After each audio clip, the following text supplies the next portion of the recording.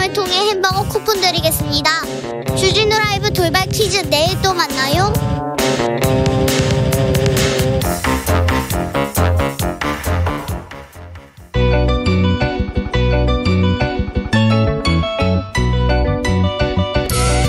한층 날카롭다, 한결 정확하다, 한편 세심하다.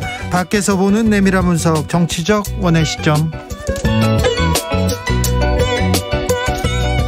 오늘의 정치권 상황 원회에서 더 정확하게 분석해드립니다. 최민희 전 더불어민주당 의원 어서 오세요. 안녕하세요. 불굴의 희망 최민희입니다. 김용남 전 자유한국당 의원 어서 오세요. 네, 안녕하세요. 호기심 천국 김용남입니다. 알겠습니다. 불굴의 희망 호기심 천국. 어느 지역구 말씀하셔도 되는데 참 두 분은 또 자기 자랑을 잘 못하셔.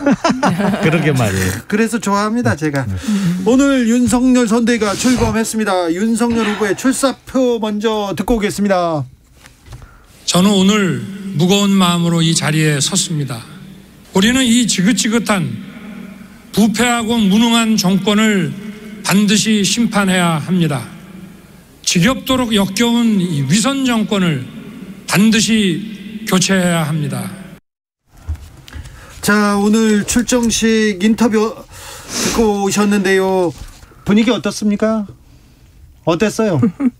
뭐 분위기는 항상 선거판이 그렇잖아요. 뭐 말도 많고 뭐 으쌰으쌰 하는 분위기도 있고. 근데 지난주까지 며칠 전까지만 해도 분위기 안 좋았잖아요. 콩가루 집안이란 얘기도 있었고요. 그런데 지금은 좀 나아졌습니까? 다시 찹쌀가루 집안이 됐나요? 아, 그렇나요? 잘 모르겠는데요. 잘 모르겠어요. 자, 김용남 의원님께서 그렇게 얘기하는데 최민희 의원님, 이게 화기애매할 겁니다. 화기애매하죠. 네, 화기애매. 근데 이런 거예요. 이게 이 청취자들께서 좀 당황하실 거예요. 어제까지 죽자고 싸우다가 갑자기 한 몸이다 이런다고. 어머, 어깨 동무하고 막 그러니까 당황이 돼. 정치인들은 정말 저렇게 조변 섞게 마음이 바뀌나 이런 생각이 들잖아요. 제가 그 얘기를 잠깐 해드리려고. 네. 그 선거가 별겁니까? 너 죽고 나 살자지. 네. 이게 근데 보통 너 죽고 나 살자를 다른 편끼리 해요, 여야가. 네. 근데 국민의힘은 지난 한 달 동안 너 죽고 나 살자를 자기 편끼리 했단 말이죠. 예. 그러니까 얼마나 당황이 됩니까? 근데 그렇게 하다 보니까 정말 다 죽게 생긴 거예요. 예. 왜냐? 오늘이 선대위 출범일인데 대표 없이 출범할 그런 우려가 생긴 거예요. 그래서 저는 일단 살아서 싸우자. 이런 모드라고 생각합니다. 그래서 이런 걸 이름하여 임시봉합 된 건데, 임시봉합이라도 한 게 어디냐? 이것이 지금 저 선대위 발표하면서 윤석열 후보가 저렇게 나오게 된 거죠. 지긋지긋한 건 사실은 문재인 정부가 아니고 내부 갈등이었을 겁니다. 그리고 지겹도록 역겨운 건 내부에서 윤핵관이니 이핵관이니 그 갈등이었을 겁니다. 일단 뭐 갈등은 수면 아래로 내려갔습니까? 이제 출범했으니 아니면. 그렇죠. 당분간은 그렇죠. 당분간. 당분간. 지난주에 뭐 그 난리를 겪으면서 주말에 부산에서 같이 선거 운동을 했어요. 네. 사실은 그게 이제 갈등이 봉합되는 과정에서 딱 그거예요. 그냥 목마른 사람이 우물 판 격이거든요. 네. 그러니까 제일 답답한 건 사실 후보죠. 네. 후보가 그러다 보니까 울산까지 내려가고 했는데 그 부산에서 윤석열 후보와 이준석 대표가 같이 선거운동을 하는 모습을 보니까 이준석 대표가 참 묘한 재주가 있어요. 어떤 재주요? 그러니까 남의 선거에서 후보를 제끼고 스팟라이트를 독점하는 참 묘한 재주가 있더라고요. 네, 그렇네요.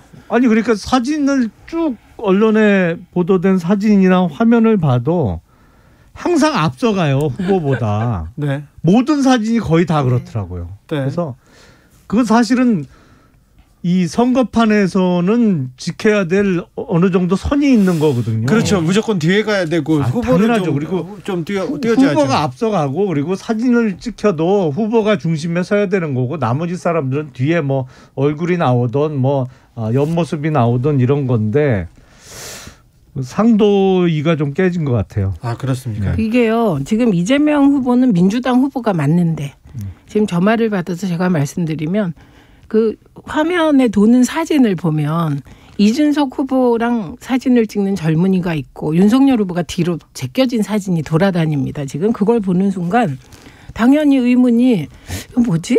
후보가 누구지? 이런 의문이 들죠. 빅데이터도 분석해 보면 이준석 1등입니다. 지금 윤석열을 제친 사람이 이준석입니다. 근데 이게 과연 선거에 도움이 될까요? 그래서 예를 들면 민주당 일부에서 이런 얘기를 하더군요. 이번 대선이 김종인, 이준석 커플 대 이재명의 싸움이다. 그러면서 김준석이다 이렇게 얘기를 하더라고요. 그 둘이 합쳐서.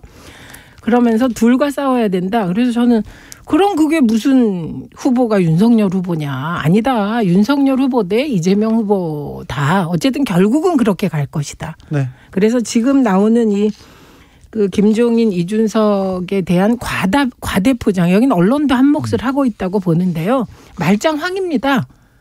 선거는 후보 대 후보의 싸움이 될 것이고 곧 윤석열 후보가 내가 후보다 하고 나설 순간이 오게 되어 있습니다. 당연히 그렇게 가야죠. 그러니까 지금 중반전의 선거 양상을 보면 정말 듣도 보지도 못한 선거 양상이에요. 어떻게 네. 후보를 제끼고 뭐 딴 사람이 후보가 아닌 사람이 오히려 스팟라이트를 독점하고 검색량이 더 많이 올라가고 그럴 수가 있어요. 그러니까 좀 희한해요. 지금 자, 주말에 윤석열, 이준석 대표가 둘이 극적으로 만나서 봉합을 했습니다. 근데 일성이 뭐였냐면 김종인 복귀였어요. 김종인 복귀였습니다.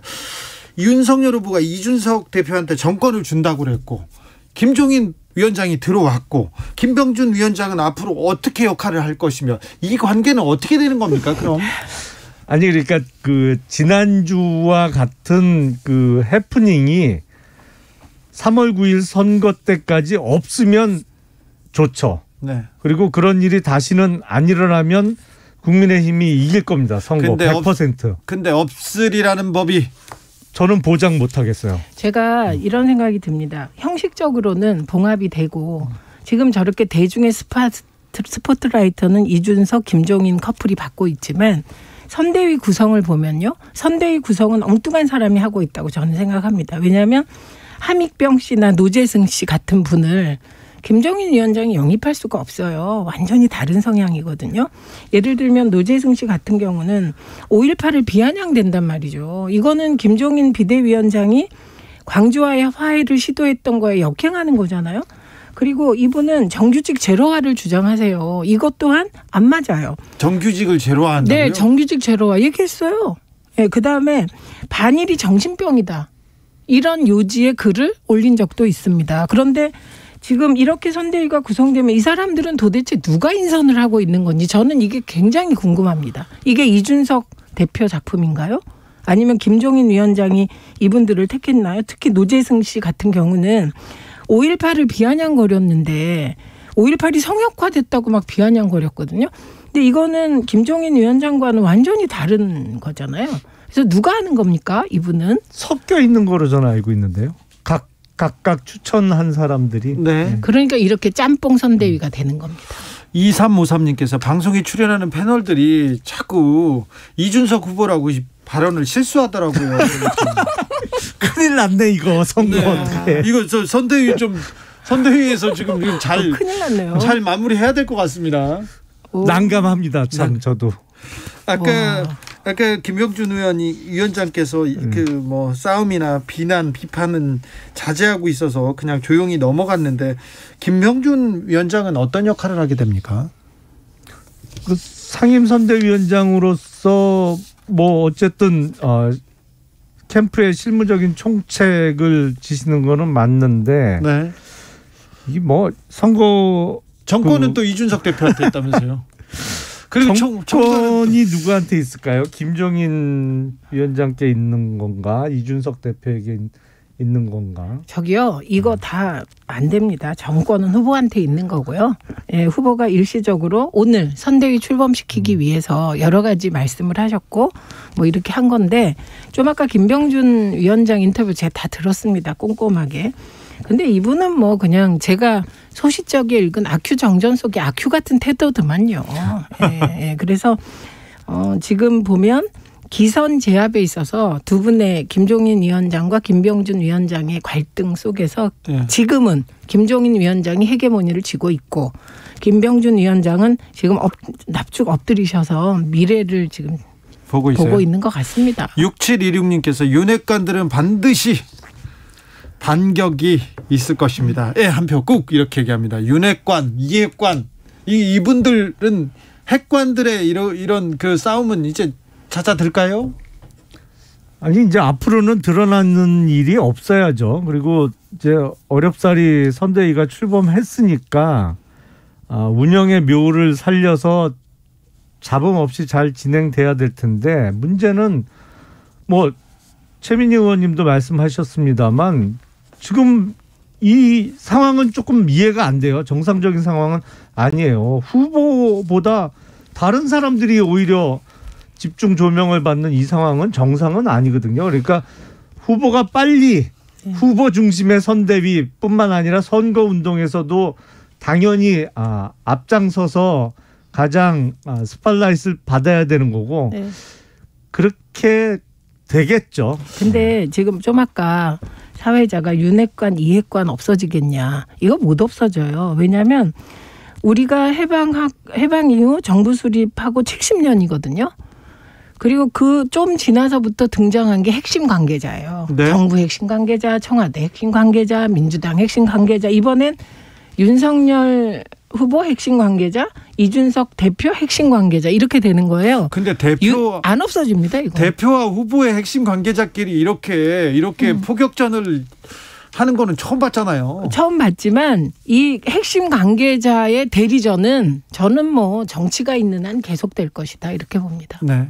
그래도 조금 이게 잠잠해지지 않을까요? 선대위 그리고 이제 앞으로 나갈 일이 있는데. 저는 이제 이 제가 아까 사실 여야가 싸우는 게 너 죽고 나 살자 게임이잖아요. 선거가. 그 지역구도 마찬가지잖아요. 후보가 2명이 안 되니까. 이래서 의원님 중대선거구제로 바꾸면 너 죽고 나 죽지 않을 수도 있고 같이 살자가 될 수도 있어요. 그럴까요? 그래서 중대선거구제가 중요한데 근데 어쨌든 대통령 1명 뽑으니까 너 죽고 나 살자인데 어쨌든 6일 오늘의 선대위 출범을 향하여 윤석열 후보가 지긋지긋한 그 갈등을 참고 버티다가 오늘 세게 얘기한 이유가 오늘 이후로 두고 보자. 전 이거라고 봅니다. 두고 볼까요? 네. 정치적 원의 시점 2부에서 두고 보겠습니다. 저희는 6시에 돌아오겠습니다.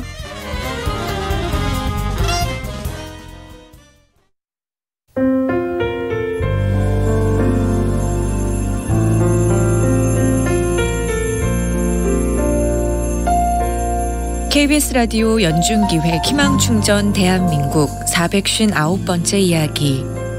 안녕하세요. 아나운서 이연주입니다. 14살 도윤이의 시간은 또래보다 훨씬 느리게 흐르고 있습니다. 5살 때 뇌전증과 자폐성 장애 진단을 받은 도윤이. 올해 교복을 입을 나이가 됐지만 여전히 초등학교 교실 한 편을 지키고 있습니다.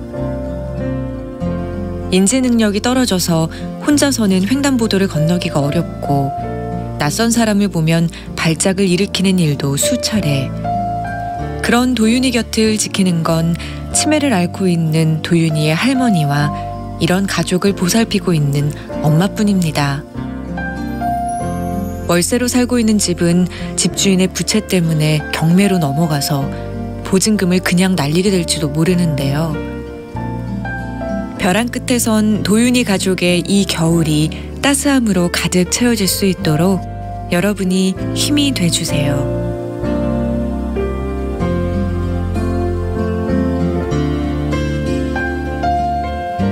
여러분의 따뜻한 손길이 희망의 빛이 됩니다. ARS 060-700-1580 060-700-1580 한 통화 3,000원으로 희망을 선물해 주세요. KBS 라디오 연중기획 희망충전 대한민국은 초록우산 어린이재단, 인탑스 주식회사 그리고 청취자 여러분과 함께합니다. ARS 060-700-1580 한 통화 3,000원입니다.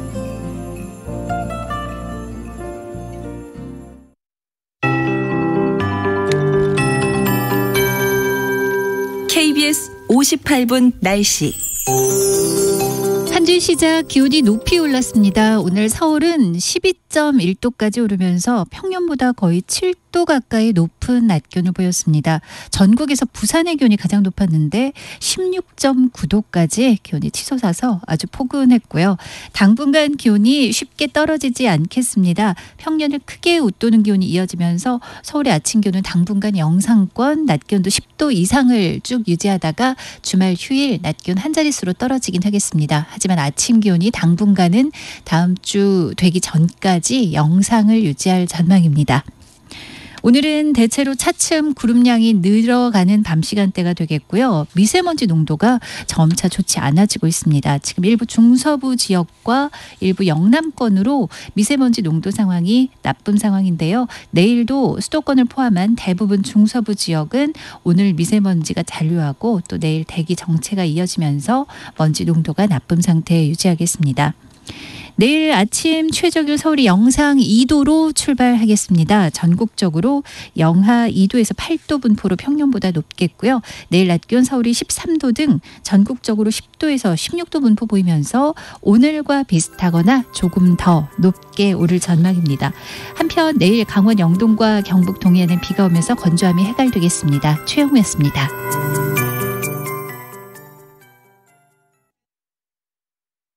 정성을 다하는 국민의 방송 KBS가 6시를 알려드립니다.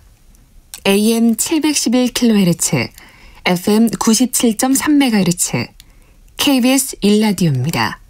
HLKA.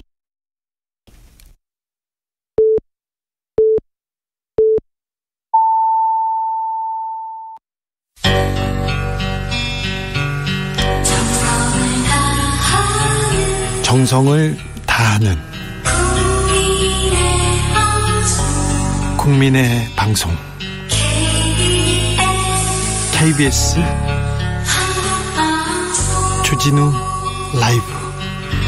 그냥 그렇다고요. 주진우 라이브 2부 시작했습니다. 지역에 따라 2부부터 함께 하시는 분들 계시죠? 어서 오십시오. 함께 해주시고요. 라디오 정보센터 다녀오겠습니다. 정한나 씨. 문재인 대통령은 오늘 청와대에서 열린 김부겸 총리와의 주례회동에서 재택치료 대상인 코로나19 확진자에게 생활지원비 외에 추가적인 지원 방안을 검토하라고 지시했습니다. 경기 성남시가 대장동 개발 사업의 부당이득 환수와 관련해 구속 기소된 4인방의 재산을 가압류하는 방안을 성남도시개발공사에 권고하기로 했습니다. 검찰이 국민의힘 윤석열 대선 후보의 부인 김건희 씨가 운영하는 전시기획사 코바나 콘텐츠의 대기업 협찬 의혹 일부를 무혐의 처분했습니다.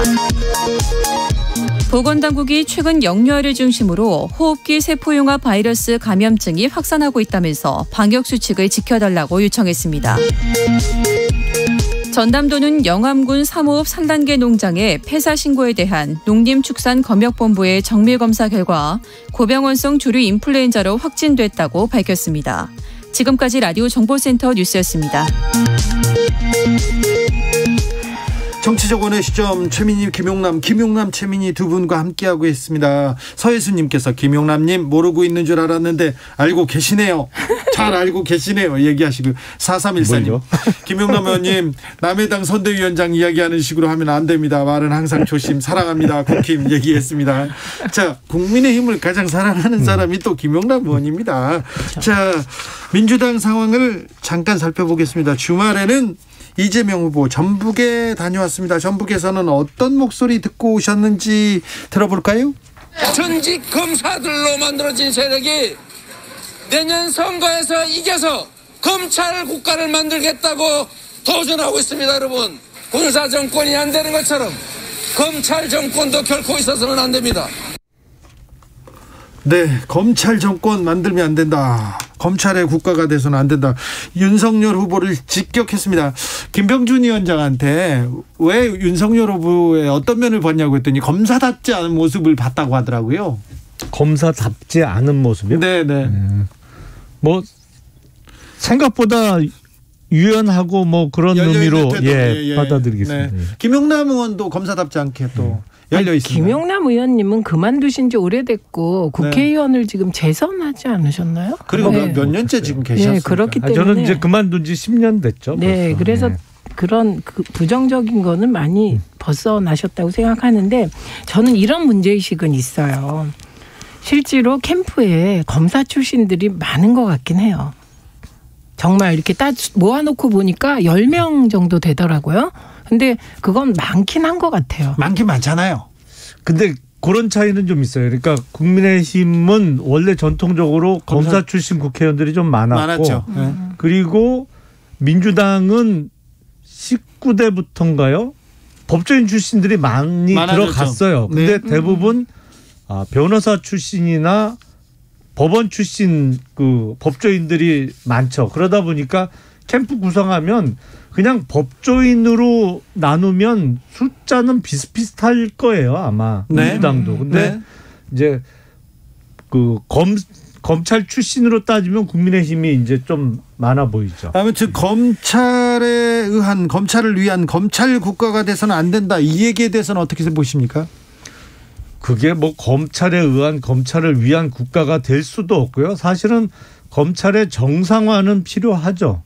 검찰을 비롯한 법 집행기관, 뭐 법원을 포함해서 수사기관과 법원의 정상화는 필요한 상황이죠. 특히 최근 5년 거치면서 지금 일반 사건 처리가 제대로 안 돼요. 사건 처리 분명히 못하고 있습니다. 잘 안 되고 있습니다. 그거는. 우선 이게 제가 많다는 게 그냥 그런 게 아니라 권성동 지금 핵심 의원이잖아요. 네. 핵심 역할 검사죠. 권영세 특보단장 검사죠. 원희룡 후보도 검사죠. 김재원 전 의원도 검사죠. 정정식 의원 네거티브 단장이거든요. 검사죠. 박형수 네거티브 부단장도 검사. 법률지원단장 유상범 의원 검사, 김경진 전 의원 대외협력특보 검사, 김도우 공동선대위원장 검사. 그러니까 검사가 많긴 합니다. 그리고 민주당이 법조인이 많다 사실이에요. 근데 그게 좀 나누어져 있는 것 같아요. 민주당은 변호사 출신들이 많고 그리고 국민의힘은 검사 출신이 많아서 그리고 이재명 후보 입장에선 사실 조국 전 장관과 관련하여 그 엄마 찬스, 아빠 찬스 부분에 대한 20대의 그 불공정 논란에 대해서 사과하지 않았습니까? 예. 그런데 그 사과가 무슨 검찰 개혁에 대한 후보가 무슨 입장이 후퇴했다거나 이런 비판이 일부 있었거든요. 그런데 그런 모든 것에 대한 상황에 대한 답변인 것 같습니다. 근데 이 말은 뭐 너무 100% 맞지 않아요? 검찰에 의한 검찰을 위한 검찰의 국가가 돼서는 안 된다. 이거는 뭐 윤석열 후보는 설마 검찰 국가를 꿈꾸시진 않겠죠. 전혀 아니고 그렇게 될 수도 없죠. 그리고 우리 사회 전체적으로 검찰이 차지하는 소위 포션이 얼마나 되겠어요. 사실은 숫자로 보나 뭐 역할로 보나 극히 작을 수밖에 없고 작아야 정상인데 이번 대선은 희한하게 양쪽 후보가 다 이 법률적 쟁점이 있다 보니까 검찰의 처분에 따라서 유불리가 갈릴 수도 있는 어쩌면 그런 구도입니다만 유불리가 안 갈릴 거예요. 왜냐하면 검찰이 어느 한편에 뭐 결정적으로 유리한 결정을 내릴 만한 상황이 못 되거든요. 네. 지금 그러니까 점점 유야무야 가겠죠. 점점 그렇게 되어 가는 것 같습니다. 6466님께서 오늘 김용남 의원 어디 가셨나 자성하시는 말씀을 많이 하셔가지고 김용남 의원님 같지 않습니다. 자성하는 말 많이 하고 있습니다. 원래. 저는 그냥 정확하게만 얘기할 뿐인데요. 네, 2857님께서 검사가 정권 잡으면 검찰 정상화 될까요? 김용남 의원? 그게 검사가 정권 잡아오면 정상화되는 게 아니고 사실은 상식과 법률을 지키면 정상화되는 거죠. 검찰을 좀 제자리에 정치권이 좀 손을 놔줘야 돼요. 근데 인사를 통해서 또 그리고 자신들에게 정권에 불리한 수사를 하면 인사로 쫓아버리고 뭐 이런 그 악순환을 끊어주면 되는 거거든요. 악순환을 못 끊었습니까? 김용남 의원님, 근데 그런 거는 박근혜 정부 시절에 많았잖아요. 아니 문재인 정부 들어서 더 심각해졌죠. 이렇게 의원님. 노골적으로 인사 갖고 날린 적은 없어요. 의원님, 문재인 정부가 얼마나 검찰 인사를 잘했나를 보여주는 본보기가 있습니다. 그게 윤석열 후보세요.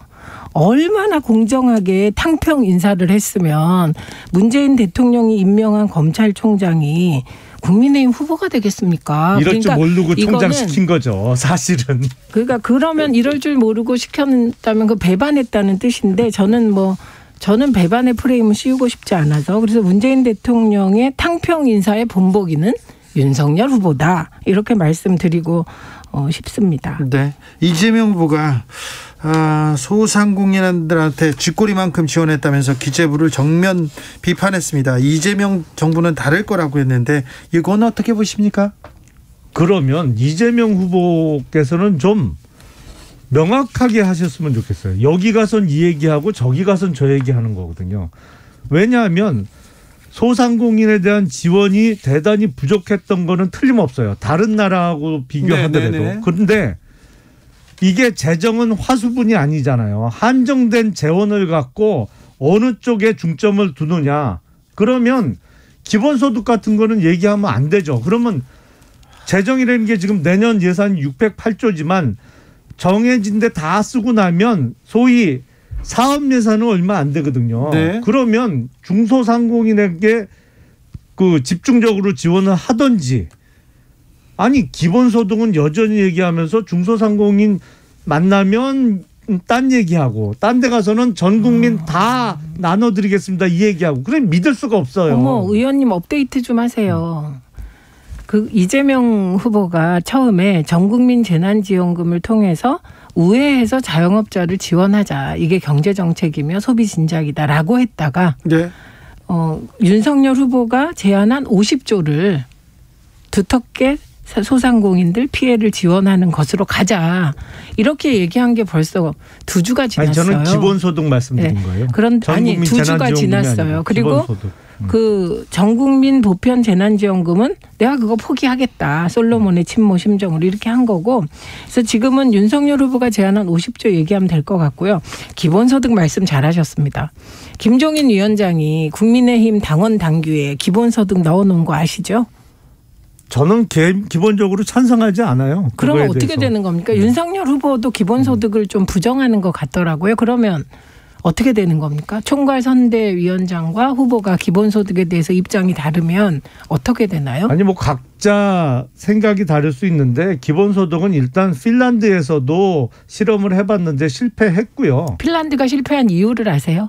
아니 그러니까 기본적으로 그게 실업률 구제에 도움이 전혀 안 됐어요. 아닙니다. 핀란드는 기존 복지가 너무 잘 돼 있어서 기본소득을 얹을 필요가 없었기 때문이에요. 그래서 체계가 완전히 달라서 실패한 거고요.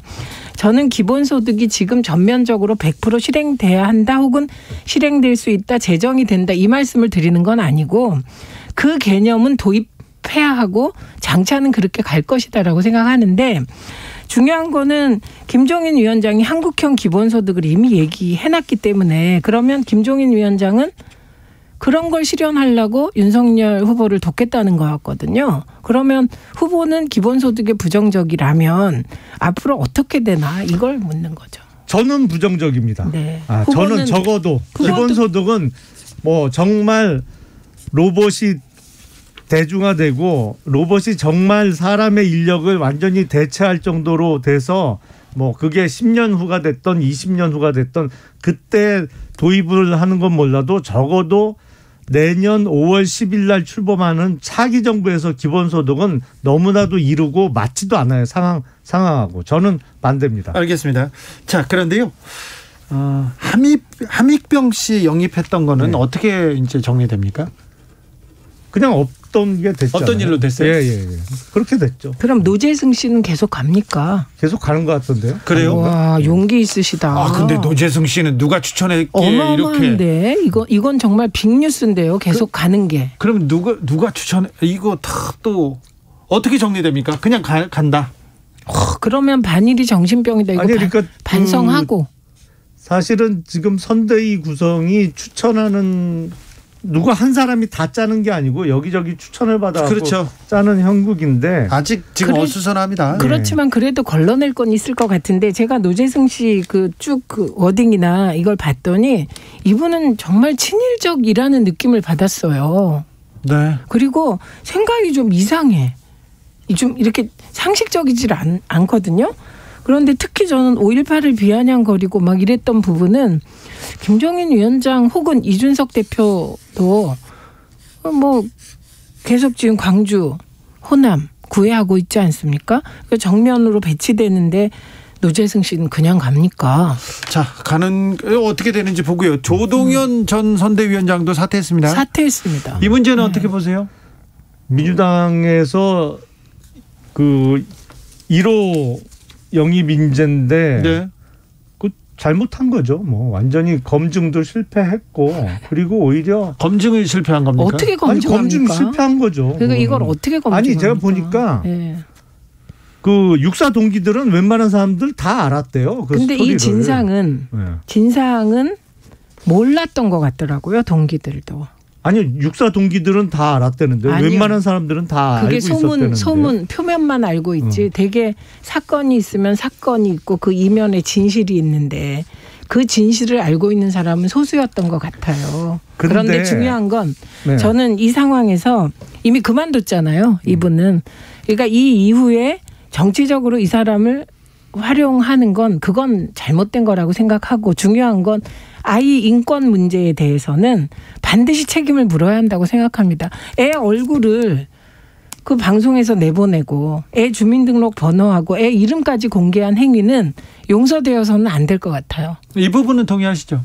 그래서 저는 뭐 그런 공개가 있었는지도 잘 모르겠는데요. 그러니까 업데이트 좀 하고 오세요. 아니 그게 뭐 어디 나왔는데요, 그게? 방송에. 방송에? 네. 어느 방송에 그런 게 나와요? 강용석 씨가 그런 방송 그 사적인 또 유튜브에 사적인 정보를 이렇게 공개했습니다. 아니 근데 사퇴하고 나서도 하고 그 있습니다. 조동현 교수가 어떤 또 새로운 해명을 내놨는데 예. 그게 문제가 뭐냐면 이 정도까지 되니까 해명이라고 내놓는 얘기도 사실은 숨 쉬는 거 빼고 다 거짓말 아닌가 이런 느낌까지 들 정도예요. 뭘 믿을 수 있을지 모르겠어요. 아니 그런데 제가 말씀드리는 건 성인이 하는 행동에 대해서 가치 판단을 하는 건 하시라고요. 그런데 어떤 요인이었건 아이는 세상에 태어날 때 부모를 선택하는 게 아니지 않습니까? 그렇죠. 그런데 이 아이는 지금 학교나 가겠습니까? 이름과 주민등록번호가 다 공개됐는데 저는 이런 행위에 적절하지 대해서는 않은 행동이라고 저도 생각합니다. 유튜브가 그 해당 게시물은 빨리 삭제해 주심이 옳지 않을까. 왜냐하면 오히려 외국은 아동 인권 학대라든지 아동 인권 유리는 더 엄격하거든요. 그래서 구글에 강력히 요청합니다. 저는. 제가 무슨 자격인지 모르겠지만 제가 하는 유튜브 채널이 아니라서 제가 뭐라고 답변을 드릴 수가 근데 없습니다. 그 어린아이를 생각하면 가슴이 정말 찢어질 것 같아요. 네. 국민의힘 선대위 내용으로 컨벤션 효과는 크게 줄어들었습니다. 벌어졌던 지지율은 많이 좁혀졌는데 이번 주 지지율 변화 어떻게 예상하십니까? 김영남 의원님? 뭐 일단은 오늘 그 국힘의 선대위가 본격적으로 출발을 했으니까요. 지난주에 어떤 부정적인 이미지를 씻는 효과는 분명히 나타날 겁니다. 그런데 이제는 좀 정책적인 면에서의 그 대결 양상이 나타날 때가 됐죠. 이미 지났죠. 그렇죠. 진작부터 이렇게 됐어야 되는데 맞습니다. 아직 그런 게 없었어요. 그래서 이제 선대위가 출범했으니까 정말 경제 정책의 핵심은 뭔지 또 사회 정책이나 아니면 우리나라 정권 바뀔 때마다 하는 정부 부처 개편은 어떤 방향으로 갈 건지 얘기가 나와야겠죠, 좀. 일단 봉합은 봉합이고 그게 임시 봉합인 데다가 사실 한 달 동안 뭐 하신 겁니까? 국민의힘이. 민주당이 원팀 못 된다고 그렇게 언론이 비난하고 제가 이 자리에서 민주당의 오늘이 국힘의 미래다. 국민의힘에 이런 말씀 드렸는데 민주당보다 훨씬 심하게 내전을 치르셨어요. 근데 그 내전을 치르고 새로운 인물이 나타났냐? 아니거든요. 돌고 돌아 3김 7080 3김 선대위에다가 후보가 이준석 대표 같은 이런 상황이 되어버렸거든요. 그래서 그럼 오늘 선대위 출범한 효과는 제한적일 것이다. 그리고 노재승 씨나 함익병 씨 건 특히 노재승 씨를 계속 간다고 하니 이거는 오늘부터 지금 문제가 되고 있기 때문에 이 논란이 가라앉지 않아서 저는 뭐 그 영향은 제한적이지 않을까 합니다. 네. 봉합 영향은. 다음 주는 또 어떤 일들이 벌어질지 일주일 만에 휙휙 변해가지고 또 다음 주에는 또 누가 또 집을 나갈지 정말 또 다이내믹 코리아가 맞아요. 다이내믹 국민의힘이지. 그거 맞아요. 정치권이 너무 좀 국민들한테 충격을 드리는 것 같아요. 네, 정치적 원의 시점 최민희, 김용남, 최민희 두 분 감사합니다. 네, 고맙습니다. 정치 피로, 사건 사고로 인한 피로, 고달픈 일상에서 오는 피로.